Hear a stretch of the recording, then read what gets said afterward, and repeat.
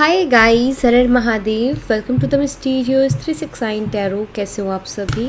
उम्मीद है आप सभी बहुत अच्छे होंगे। सो गाइस, हम देखने वाले हैं आपके पर्सन की अभी की इस वक्त की एनर्जीज, अभी रात की उनकी फीलिंग्स, इमोशंस आपके लिए क्या है, तो वही हम इस रीडिंग में देखेंगे। जेंडर का कोई इशू नहीं है, सभी लोग इस रीडिंग को देख सकते हैं। सेम जेंडर के लिए भी आप रीडिंग देख सकते हो और सभी साइन वालों के लिए रीडिंग है। बाकी हाईलाइटेड साइंस, डेट्स, मंथ्स वो मैं आपको बता दूंगी। और अगर आप मुझसे पर्सनल रीडिंग लेना चाहते हो, स्क्रीन पर व्हाट्सएप नंबर दिए गए हैं, आप उस पर कांटेक्ट कर सकते हो। For love reading, health reading, career reading, सभी तरीके की रीडिंग्स मैं करती हूँ। एंड गाइस, हम इस डेक से उनकी फीलिंग्स देखेंगे, लव मैसेजेस देखेंगे एंड लास्ट में ओवरऑल गाइडेंस देखेंगे। ठीक है, चलिए अभी स्टार्ट करते हैं। यूनिवर्स प्लीज़ बताइए, मेरे व्यूवर्स इस पर्सन के लिए रीडिंग देख रहे हैं, उस पर्सन की अभी की इस वक्त की मेरे व्यूवर्स के लिए क्या फीलिंग्स है, क्या चल रहा है उस पर्सन के दिलो दिमाग में। मेरे व्यूवर्स के लिए क्या फील कर रहे हैं, प्लीज़ गाइड कीजिए, प्लीज़ बताइए। Thank you. 7 ऑफ कप्स है यहाँ पर। कैंसर, स्कॉर्पियन, पाइसेस, कर्क, मीनो, वृश्चिक राशि एंड 6 ऑफ वॉन्ड्स। नंबर 7 और नंबर 6 आपके लिए इंपॉर्टेंट हो सकता है। 6 एंड 7 तो एक स्टेप आगे की एनर्जी है। तो पहली चीज़ तो ये जो नंबर आया है बढ़ते क्रम का, यानी कि 6 एंड 7, तो ये शो करता है कि आपके जो पर्सन है आगे के बारे में सोच रहे हैं कि मेरा नेक्स्ट स्टेप क्या होना चाहिए, मेरा अगला कदम क्या होना चाहिए, उसके बारे में सोचते हुए दिखाई दे रहे हैं। ठीक है। दूसरा यहाँ पर ये पर्सन, क्योंकि 6 ऑफ वॉन्ड्स है, एक्शन का कार्ड है, ऑफकोर्स ये कोई ना कोई एक्शन आपकी तरफ लेना चाहते हैं। लेकिन 7 ऑफ कप्स जो कि कन्फ्यूज़न को शो करता है, तो एक स्टेप आगे बढ़ना तो चाहते हैं ये पर्सन, एक्शन तो लेना चाहते हैं, लेकिन क्लियरिटी नहीं है, कन्फ्यूज़न है। तो इसको मैं थोड़ा और क्लैरिफाई करके ये देखूंगी कि इस इंसान को किस बात की कन्फ्यूज़न है। ठीक है। यूनिवर्स मुझे बताइए, इस पर्सन को किस बात की कन्फ्यूज़न है, किस चीज़ को लेकर के पर्सन इतना कन्फ्यूज़ हो रहे हैं, प्लीज़ बताइए। किंग ऑफ कप्स है यहाँ पर, द एम्परर। एक तरफ दिल है तो एक तरफ ईगो है, मैं ईगो बोलूँगी। एंड एम्परर ऑल्सो माइंड को भी बताते हैं, क्योंकि प्रैक्टिकल एनर्जी है। King of cups emotional energy है, एम्परर एनर्जी प्रैक्टिकल एनर्जी है। तो यहाँ पर मुझे लगता है कि आपके पर्सन की जो कन्फ्यूज़न है वो दिलो दिमाग में है। और यहाँ पर एम्परर आया है तो ईगो को कहीं ना कहीं शो करता है। एक्चुअली कन्फ्यूज़न जो इनको आ रही है वो आ ही ईगो की वजह से रही है। जैसे ईगोस्टिक थॉट्स होते हैं ना, कि कोई इंसान है जो आना चाहता है लेकिन उसका ईगो कहीं ना कहीं उसको रोक रहा है, ब्लॉक कर रहा है, ब्लॉकेजेस क्रिएट कर रहा है। तो वैसे ही इस पर्सन का ईगो कहीं ना कहीं ब्लॉकेजेस क्रिएट कर रहा है। ठीक है। इनके दिल में आपके लिए प्यार है, लेकिन ईगो भी कहीं ना कहीं हावी है, जो कि इनको कंफ्यूज कर रहा है, इल्यूजन दे रहा है। ऑल्सो नंबर 4 की एनर्जी है ये। ठीक है, नंबर 4 यानी कि राहु की एनर्जी। सो इल्यूजन कहीं ना कहीं इनको हो रहा है, क्योंकि राहु इल्यूजन्स देता है। ठीक है। तो यहाँ पर 7 ऑफ कप्स यही मुझे दिखाई दे रहे हैं, बता रहे हैं। 7 ऑफ कप्स की एनर्जी यही एनर्जी बता रही है कि ये पर्सन जो है कंफ्यूज है, क्योंकि इनका ईगो इनको डिसाइड नहीं करने दे रहा है, दिल और दिमाग में अलाइनमेंट नहीं होने दे रहा है। इंसान एक्शन कब लेता है? जब वो एकदम क्लियर हो जाता है, जब उसका दिल भी वही बात बोले जो उसका दिमाग बोल रहा है, और उसका दिमाग भी वही बात बोले जो उसका दिल बोल रहा है, फिर वो कॉन्फिडेंटली एक्शन लेता है। क्योंकि 6 ऑफ वॉन्ड्स है तो ये पर्सन कॉन्फिडेंटली ही एक्शन लेना चाहते हैं। दूसरी चीज़, सोसाइटी कॉन्शियस, यानी कि ये पर्सन सोसाइटी के बारे में सोचने वाले भी हो सकते हैं कि लोग क्या कहेंगे। तो हो सकता है कि इस रिश्ते में कुछ ऐसे चैलेंजेस हो जिसकी वजह से एक सोसाइटी का प्रेशर इनके ऊपर आता है। ठीक है, उस वजह से भी ये पर्सन कंफ्यूज है। और हो सकता है कि आपसे बात करते टाइम इन्होंने काफ़ी बार बोला हो कि यार हमारे बीच ये जो डिफरेंस है ना, ये ठीक नहीं है। सोसाइटी में अगर किसी को पता चलेगा, 4 लोगों को जब पता चलेगा तो वो क्या कहेंगे इस बारे में। तो इस तरीके की थिंकिंग आपने नोटिस की होगी कि ये 4 लोगों की बहुत सोचते हैं। ठीक है, तो वो भी यहाँ पर मुझे दिखाई देता है।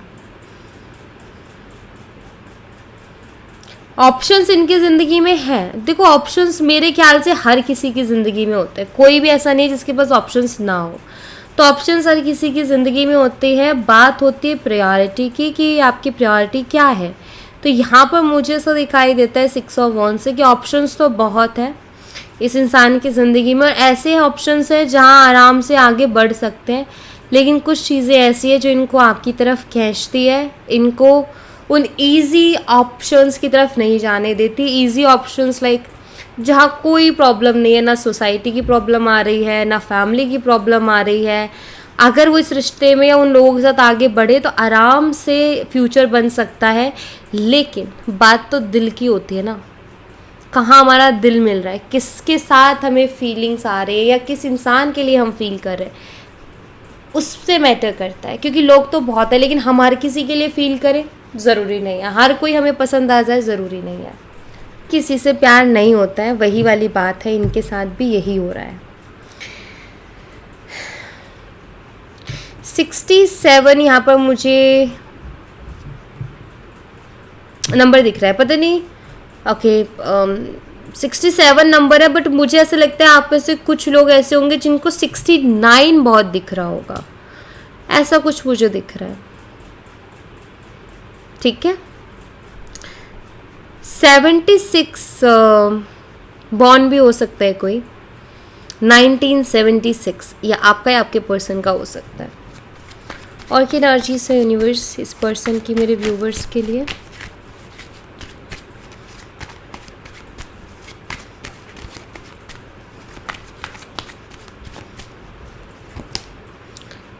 ओके यहाँ पर 7 ऑफ सोट्स है, जेमिनी, लिबन, एक्वेरियस, मिथुन, तुला और कुंभ राशि। नंबर 7 और नंबर 13 आपके लिए इम्पोर्टेंट हो सकता है। ये पर्सन अब समझ चुके हैं कि इनकी जो चालाकियां हैं अब वो आपके सामने नहीं चलेंगे,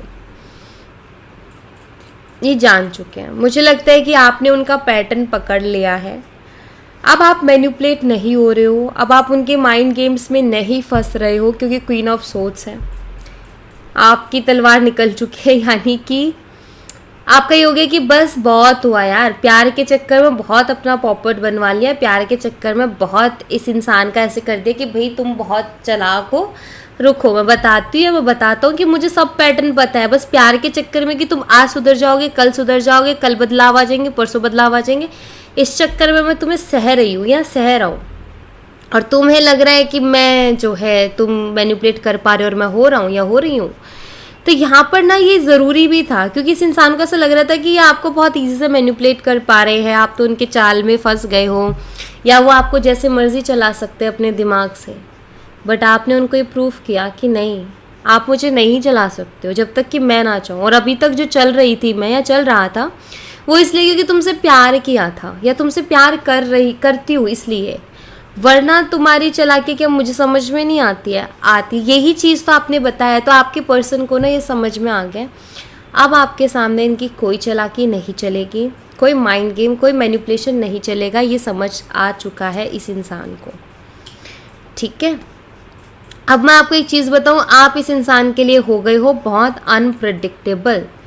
पहले आप इस इंसान के लिए हो गए थे एकदम खुली किताब, कि ये आपको समझने लगे थे, जानने लगे थे, आपके किस सिचुएशन में कैसे रिएक्ट करते हो इनको समझ में आ गया था, आपको इमोशनली कैसे कंट्रोल करना है समझ में आ गया था। लेकिन ये जो बदलाव आपके अंदर आया है ना, इसने आपको अनप्रेडिक्टेबल बना दिया। ये पर्सन अब आपको प्रेडिक्ट नहीं कर पा रहे हैं, आप क्या सोच रहे हो, आपको कैसे कंट्रोल करें या क्या करें, कि अपनी बातों में कैसे लाएं आपको, जैसे पहले गाड़ी चल रही थी वैसे कैसे चलाएं, तो वो भी इनको समझ नहीं आ रहा है। और ये समझ चुके हैं कि अब इनकी चालाकी नहीं चलेगी आपके आगे। ठीक है, तो मैं ये भी देख रही हूँ कि ये इंसान, क्योंकि यहाँ पर 2 ऑफ कप्स है, ये रहा, यहाँ पर 8 ऑफ वॉन्ड्स है, कम्युनिकेशन का कार्ड है, तो ये बताता है कि रिकन्सिलिएशन, कम्युनिकेशन सब करना चाहते हैं, लेकिन ये आपको प्रिडिक्ट नहीं कर पा रहे कि आपसे कैसे डील करें, इनको समझ नहीं आ रहा है, तो इसलिए इनकी हिम्मत भी नहीं हो रही है आपके सामने आने की या आपसे बात करने की। ठीक है, ओके, 7 अप्रैल बर्थ डेट हो सकती है आपके पर्सन की, या फिर हो सकती है बर्थ डेट 13 जुलाई। ओके,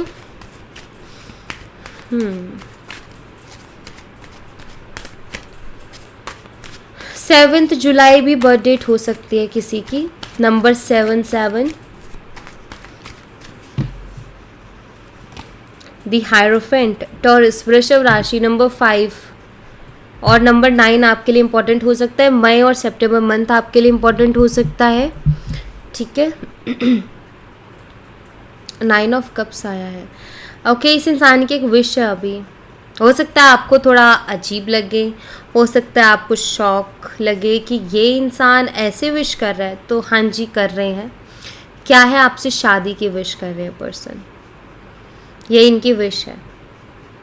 ये इंसान आपसे शादी करना चाहते हैं। क्यों करना चाहते हैं?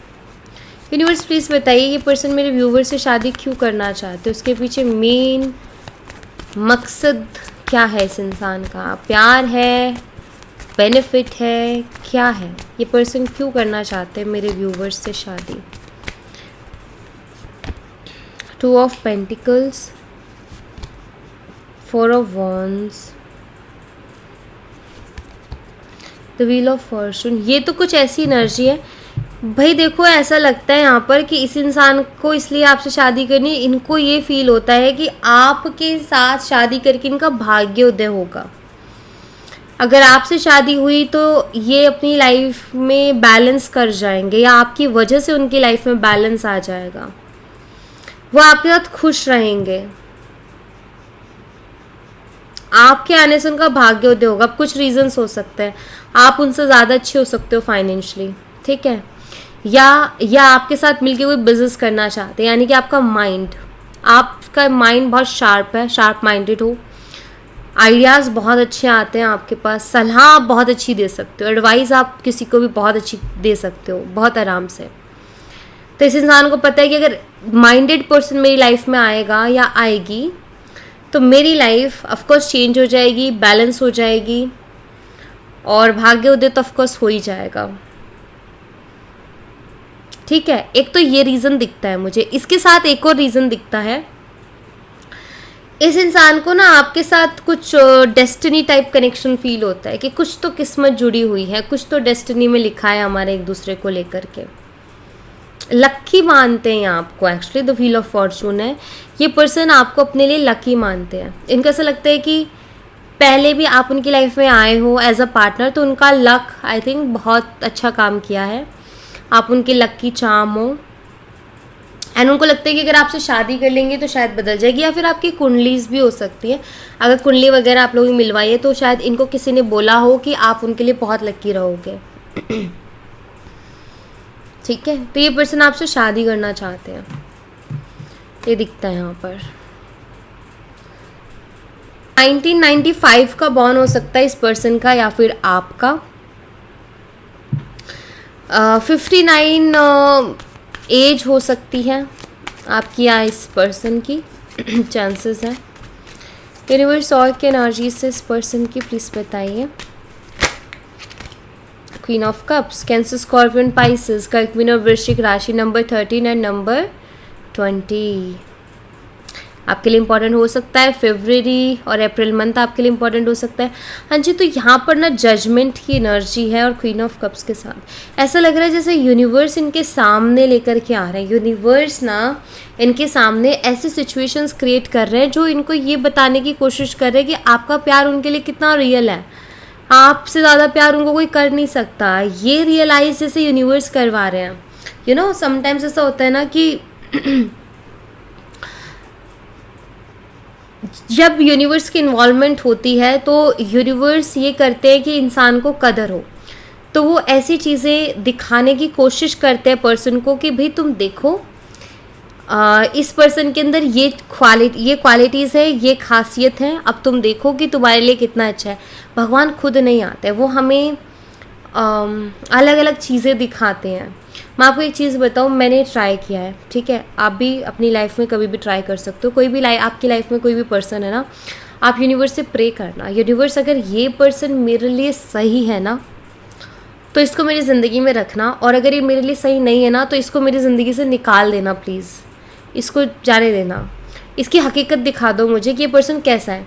वो पर्सन आपसे कुछ ना कुछ ऐसा बोलेगा, वो पर्सन कोई ना कोई ऐसी हरकत कर देगा कि आपको ये लगेगा कि यार ये तो मतलब मुझे नोटिस करना चाहिए, ये पर्सन ऐसी हरकत कर रहा है, ये कल को क्या करेगा। यूनिवर्स आपको वो रास्ता दिखाते हैं, यूनिवर्स आपको दिखाते हैं कि देखो ये पर्सन ऐसा है, ये पर्सन ये चीज़ें करेगा।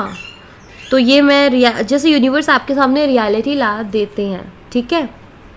यहाँ पर भी आपके पर्सन के साथ यही हो रहा है, उनको ये दिखाया जा रहा है बिकॉज क्वीन ऑफ कप्स है। तो आपकी जो जेन्युइन फीलिंग्स हैं वो उनको जैसे समझाई जा रही हैं कि समझ सकते हो तो समझ लो, ये पर्सन तुमसे प्यार करता है या करती है और तुम्हें इससे बेहतर पर्सन नहीं मिलेगा और ना रिलेशनशिप मिलेगा। तो यूनिवर्स इनको यही समझाने की कोशिश कर रहे हैं,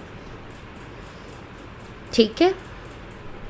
अब ये कितना समझते हैं, वैसे समझ तो रहे हैं क्योंकि यहाँ पर आया था, पिछला जो कार्ड हमने रीड किया था, समझ तो रहे हैं, ठीक है। 20 अप्रैल बर्थ डेट हो सकते हैं या फिर 13 फेब हो सकती है आपकी या फिर आपके पर्सन की, ये बर्थ डेट हो सकती है।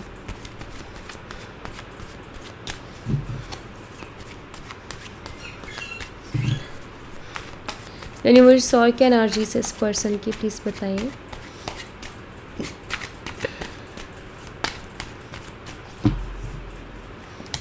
S of swords, Gemini, Libra, Aquarius, मिथुन, तुला और कुंभ राशि नंबर 1 एंड नंबर 15 आपके लिए इंपॉर्टेंट हो सकता है। कुछ क्लियरिटी देना चाहते हैं पर्सन, कुछ सफाई पेश करना चाहते हैं। लास्ट टाइम में कुछ ऐसी चीज़ हुई थी कि लाइक इस इंसान को ना ऐसा लगता है कि आपने जो भी इनके लिए धारणा बना ली या आपने जो भी इनके लिए सोच लिया वो बहुत गलत है, मुझे एक्सप्लेन करना है। तो जैसे ये पर्सन कुछ चीज़ें आपको एक्सप्लेन करना चाहते हैं, आपको ये बताना चाहते हैं कि तुम जो मेरे बारे में सोच रही हो या सोच रहे हो या जो तुम्हारे दिमाग में चल रहा है वो कहीं ना कहीं काफ़ी हद तक गलत है, मैं वैसा नहीं हूँ या मैं वैसी नहीं हूँ। तो ये कुछ सफाई पेश करना चाहते हैं आपके सामने, कुछ बताना चाहते हैं आपको कि लाइक तुम जैसा सोच रहे हो ना मैं वैसा नहीं हूँ, ये मिसअंडरस्टैंडिंग हो रही है, ऐसा कुछ। तो ये कुछ क्लैरिफिकेशन आपको देना चाहते हैं, ठीक है। आई थिंक ये इसी से रिलेटेड क्लैरिफिकेशन है। इनको पता है कि एक्सपोज हो चुके हैं ये पर्सन, इनको ये जानते हैं कि एक्सपोज हो गए, अब बात को कैसे संभाले। तो ये सफाई पेश करना चाहते हैं उसी बात पे कि नहीं मैं मैनिपुलेट नहीं कर रहा था तुम्हें, तुम्हें गलत लगा, नहीं मैं कोई माइंड गेम नहीं खेल रहा था, तुम्हें गलत लगा, नहीं मैं तुमसे कोई चालाकी नहीं कर रहा था, तुम्हें गलत लगा, नहीं मैं झूठे वादे नहीं कर रहा था, तुम्हें गलत। ऐसी कोई सफाई पेश करना चाहते हैं, ठीक है। 1 जून बर्थ डेट हो सकती है इस पर्सन की या आपकी, या 15 जनवरी हो सकती है। दूसरा डेक यूज़ करूँगी अभी मैं।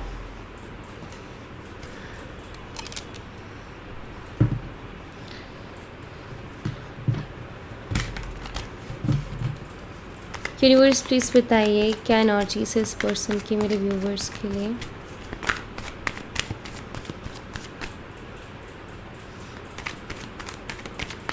मेरे व्यूवर्स के लिए और क्या सोच रहे हैं ये पर्सन। कॉम्प्रोमाइज़ की एनर्जी है यहाँ पर विद पोस्टपोनमेंट,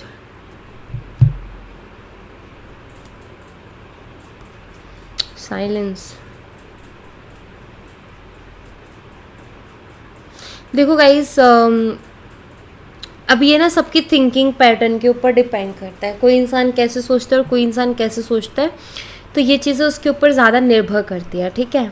अभी देखो क्या है कि किसी इंसान को ऐसा लग सकता है कि यार अगर मैं किसी के लिए कोई चीज़ अपनी छोड़ रहा हूँ तो ये मेरा कॉम्प्रोमाइज़ है, ठीक है। किसी को ये लग सकता है कि अगर मैं आगे से जा रहा हूँ तो मुझे कॉम्प्रोमाइज़ करना पड़ रहा है अपने सेल्फ रिस्पेक्ट से, मे बी वो चाहे वो ईगो ही क्यों ना हो, लेकिन वो उसको लगेगा। अगेन ये थिंकिंग है कि कौन किस चीज़ को कॉम्प्रोमाइज़ कहता है कि यार ये मैंने तुम्हारे लिए कॉम्प्रोमाइज़ कर दिया, ठीक है। तो ये सबकी अपनी थिंकिंग है कि कौन किस चीज़ को कॉम्प्रोमाइज़ मानता है और किस चीज़ को नहीं मानता है, ठीक है। आपके पार्टनर के केस में क्या है कि यहाँ पर पोस्टपोनमेंट की भी एनर्जी, ऐसा लग रहा है जैसे ये पर्सन ना वक्त को खींच रहे हैं, जितना हो सके उतना ये वेटिंग एनर्जी में है, जहाँ इन्होंने पेशेंस रखा हुआ है, या हर दिन को ये टाल रहा है, आज नहीं कल, कल नहीं परसों, परसों नहीं उसके अगले दिन, ऐसा इनका चल रहा है। इनको ऐसा लगता है कि इनका अप्रोच करना बहुत बड़ा कॉम्प्रोमाइज़ होगा। अगर ये आगे से आए तो इसका मतलब इन्होंने बहुत बड़ा कुछ कॉम्प्रोमाइज़ कर दिया इस रिश्ते के लिए। तो इनका ये कि मैं जब तक मुझे ज़रूरत नहीं, मतलब लाइक यू नो, जब तक हो सके तब तक मैं कोशिश करूँ कि मुझे ये कॉम्प्रोमाइज़ ना करना पड़े, कि मैं आगे से जा रहा हूँ, यानी अपनी सेल्फ रिस्पेक्ट से। मुझे लग रहा है कि ये पर्सन ना ईगो और सेल्फ रिस्पेक्ट के बीच में जो एक पतली सी लाइन होती है ना, उसका फ़र्क नहीं समझ रहे हैं। इनके थिंकिंग पैटर्न कुछ इस तरीके से वर्क कर रहा है अभी, ठीक है, या इस तरीके से इनकी थिंकिंग है। मुझे लगता है इनका सोचने का जो तरीका है वही बहुत टॉक्सिक है। आई एम सॉरी बट या मुझे ऐसा लगता है, क्योंकि ऐसे छोटी छोटी चीज़ों का अगर ये कॉम्प्रोमाइज़ में बदल देंगे या उसको कॉम्प्रोमाइज़ का नाम देंगे तो ये तो अच्छी बात है नहीं। द सोर्स है पेशेंस, फीलिंग्स बहुत है लेकिन पेशेंस भी रखा हुआ है इस इंसान ने, ये कंफर्म होता है, क्लियर होता है, क्योंकि अभी मैंने पेशेंस की बात की थी और पेशेंस का कार्ड आ गया, तो ये स्ट्रांगली ये शो करता है कि हाँ जी, ये पर्सन जो है पेशेंस रख के बैठे हुए हैं। फीलिंग्स जबकि बहुत है, फिज़िकल अट्रैक्शन भी आपकी तरफ बहुत है, ये मुझे दिखाई देता है। ये अदर वे ढूंढ रहे हैं, जैसे कि डायरेक्ट की बजाय इनडायरेक्ट ये चीज़ों को कोइंसिडेंटली करने की कोशिश करना, कि लाइक ये ऐसा कुछ करने के बारे में सोच रहे हैं कि ऐसा लगे भी ना कि मैं आया हूँ आगे से तुमसे बात करने। कि डायरेक्टली इस इंसान ने बात करने के लिए कॉन्टेक्ट, बहाने ढूंढना, आपसे बात करने के बहाने ढूंढना, चीज़ों को ऐसे प्लान करना कि वो कोइंसिडेंट लगे कि अरे ये तो वो नहीं करना चाह रहा था बात, लेकिन ये तो कोइंसिडेंट था, ठीक है, ताकि पूरा ऐसा ना जाए कि ये इंसान आया है आपकी लाइफ में वापस से लौट करके। ओह, ये बहुत ईगोस्टिक पर्सन है भाई। वो एम्परर एनर्जी आ रही थी ना, तो वो बहुत वैसे ही क्लियरली शो कर रही थी उस चीज़ को कि है इनके अंदर ईगो है और बहुत है। आपने जो भी एफर्ट डाले, जो भी मेहनत की है इस कनेक्शन में, उसका फ्रूट आपको मिलेगा, डेफिनेटली मिलेगा। रीबर्थ की एनर्जी है, ये मुझे दिखाई देता है। अगर आप ये कनेक्शन चाहते हो, ठीक है, अगर आप देखो, आपने मेहनत कर ली, आपने वर्क कर लिया, कहीं ना कहीं से तो आपको मिलेगा रिजल्ट, ठीक है। अगर आप चाहते हो यही पर्सन आपकी ज़िंदगी में लौट के आए और वो प्यार आपको दे जो आप डिज़र्व करते हो, तो इन्हीं के साथ रीबर्थ की एनर्जी, यानी कि इस रिश्ते में एक नई शुरुआत की एनर्जी है।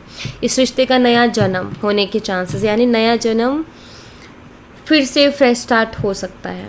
अगर आपका ये कि मुझे ये पर्सन नहीं चाहिए, हालांकि आप रीडिंग देख रहे हो क्योंकि है आपके मन में या आप याद करते हो उनको, लेकिन अगर आपका ये कि नहीं दी मुझे चाहिए नहीं अब मेरी ज़िंदगी में, तो मैं आपको बता दूँ, आप जो चाहोगे वही होगा। तो अब आप ये डिसाइड कर लो कि आपको क्या चाहिए, या क्लियर कर लो, क्योंकि अगर आप ये चाह रहे हो कि मुझे ये नहीं चाहिए तो फिर कोई और आपकी ज़िंदगी में आ रहा है, ठीक है। लेकिन जो भी आपने, ये एक लो आप बोल सकते हो, लो है ये, कि आप इस नेचर को जो भी दोगे वो आपके पास रिटर्न आएगा। आप किसी को बहुत ज़्यादा प्यार दे रहे हो, या तो वो इंसान आपको बहुत प्यार देगा, अगर उसने नहीं दिया है तो उससे नहीं तो कहीं और से आपको मिलेगा, लेकिन वो मिलेगा जो आपने दिया है। जो चीज़ दी है वो रिटर्न आएगी आपके पास। केयर की है आएगी, रिस्पेक्ट की है आएगी, उस इंसान से है चाहे दूसरे से है, लेकिन आएगी ज़रूर, ठीक है। तो इसलिए जो भी आपने किया है उसका फ्रूट कहीं नहीं गया, इनसे नहीं तो किसी और से मिलना ही मिलना और मिल के रहेगा, ठीक है। और देखते हैं, मॉरलिटी है यहाँ पर, अंडरस्टैंडिंग। आई थिंक बहुत सी चीज़ों को आपकी पर्सन अंडरस्टैंड भी कर रहे हैं, बट वो क्या है ना कि थिंकिंग पैटर्न इंसान का एक दिन में नहीं बदल सकता। आप सोचो कि कुछ बिलीव्स है, कुछ सोचने का इंसान का एक तरीका है, बहुत टाइम से ये ना, किसी की सोच बदलना इतना आसान नहीं है। रातों रात एक दिन में किसी की सोच नहीं बदलती है। अगर वो इंसान कोशिश करता है अपने आप को बदलने की, सोच बदलने की, तो हाँ धीरे धीरे वो बदलते हैं, लेकिन फिर भी कहीं ना कहीं झलक ही जाता है वो पुराना इंसान उसके किरदार में।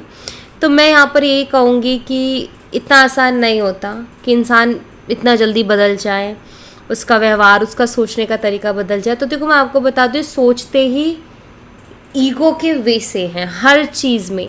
सुप्रियोरिटी कॉम्प्लेक्स इस पर्सन को हो सकता है, मैं ही सर्वश्रेष्ठ हूँ, ये वाली चीज़ इनमें हो सकती है। तो भाई जब वो इंसान का ये हो जाए ना कि मैं ही सर्वश्रेष्ठ हूँ, तो वो इंसान ना अंडरस्टैंड तो करता है चीज़ों को कि हाँ यार ये ठीक नहीं है, ये गलत है, ऐसा नहीं करना था, वैसा नहीं करना था, और वो शायद फॉलो भी करता है उनको कि कुछ टाइम करता है, लेकिन फिर से उसका वो पुराना रूप कहीं ना कहीं बीच में आ ही जाता है। वही प्रॉब्लम मुझे इनके साथ भी दिखती है। आपने भी नोटिस किया होगा कि आप खुद बोलोगे कि दी ये इंसान ना कभी तो बहुत अच्छा रहता है और कभी ये ऐसा करता है जैसे मैं इसकी कुछ लगती ही नहीं हूँ या लगता ही नहीं हूँ।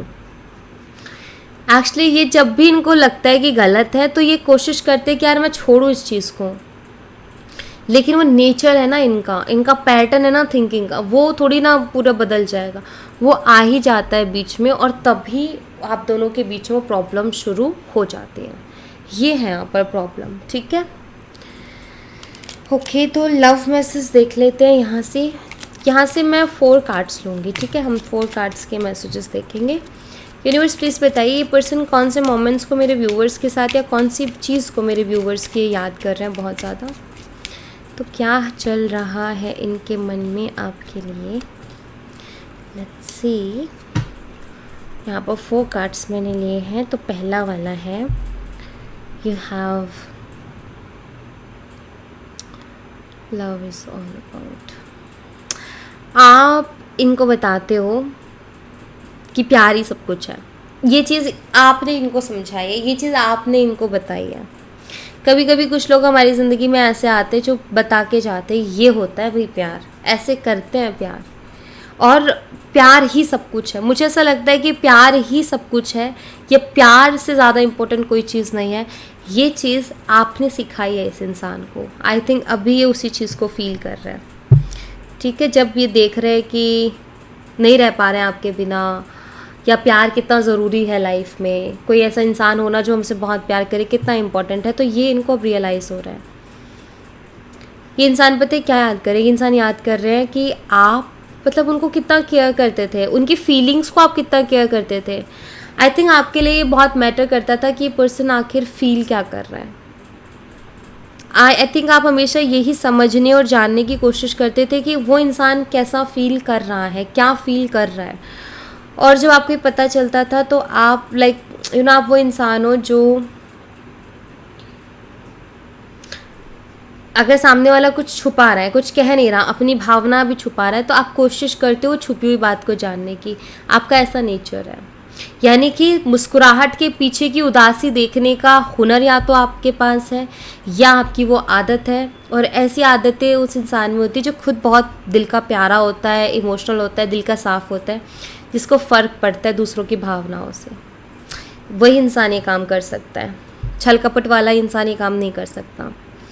Pamper me like your baby, आप उनको एक बेबी की तरह पैम्पर करते थे, तो उनको वो चीज़ याद आती है कि कैसे आप उनको पैम्पर करते थे, किस तरीके से आप उनको केयर करते थे, तो वो उनको याद आता है। ये याद करते हैं कि आपने उनको कितनी बार माफ़ किया है, उनकी गलतियों को आपने कितनी बार माफ़ किया, वो इनको इस वक्त याद आ रहा है। You forgive me when I do wrong. उन्होंने बहुत सी चीज़ें गलत की है जिनको आपने माफ़ किया है, बहुत बार माफ़ किया है, तो याद करते हैं वो इस चीज़ को भी। क्या कोई नहीं करता, अगर मैं उसकी जगह होता या होती तो मैं शायद कभी माफ़ नहीं करती, बट उसने उन चीज़ों को भी माफ़ किया। ऐसे थॉट्स हैं। गाइडेंस देखूंगी आपकी ओवरऑल लाइफ के लिए क्या गाइडेंस है, आपसे रिलेट करे तो प्लीज़ आप इसको लीजिएगा गाइडेंस को। यूनिवर्स मेरे व्यूवर्स की ओवरऑल लाइफ को लेकर के क्या गाइडेंस है, प्लीज़ मेरे व्यूवर्स को गाइड कीजिए। ओवरऑल लाइफ को लेकर के क्या गाइडेंस है। Thank you. S of cups,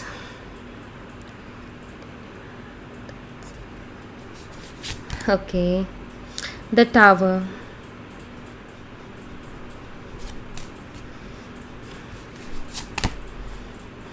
king of pentacles. ठीक है, देखो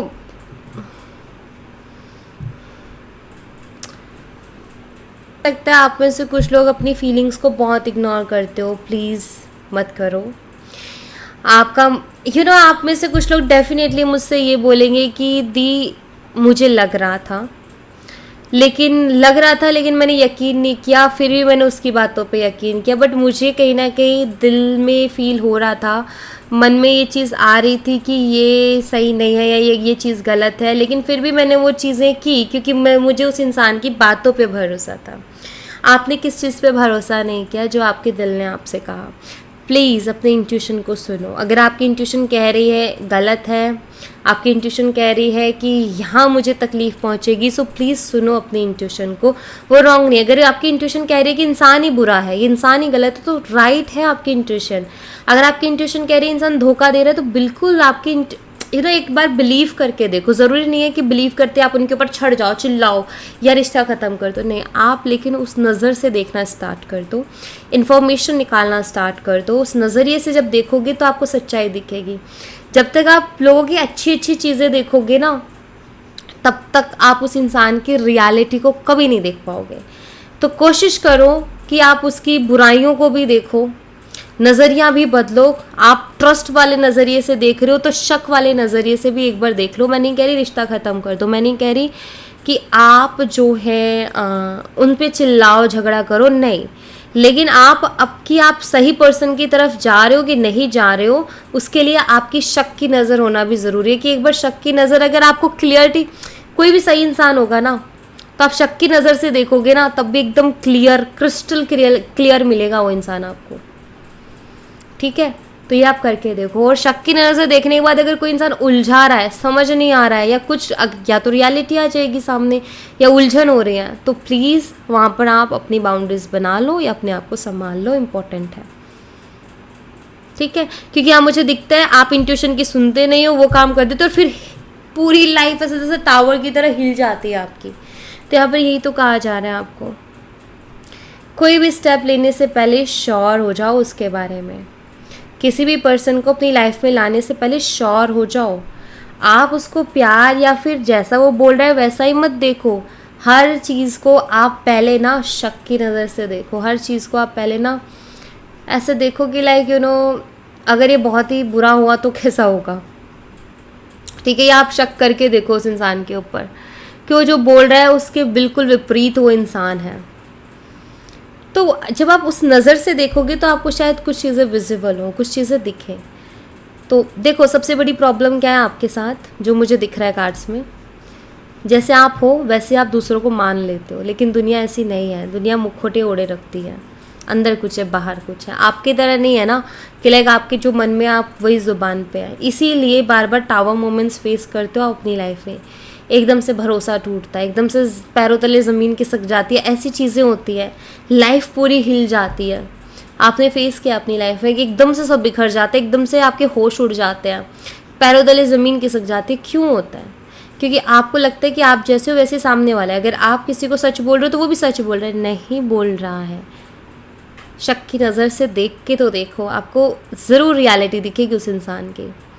ठीक है, सो या thank you so much guys. ये थी आप लोगों के लिए एक छोटी सी रीडिंग। आई होप आपसे रेजोनेट की हो, आई होप आपको पसंद आई हो। रेजोनेट की हो तो मुझे बताना ज़रूर कमेंट बॉक्स में। पसंद आई हो तो लाइक ज़रूर करना, चैनल को सब्सक्राइब करना मत भूलना। मिलती हूँ नेक्स्ट रीडिंग में, तब तक अपना ख्याल रखें। Bye bye, take care, see you again.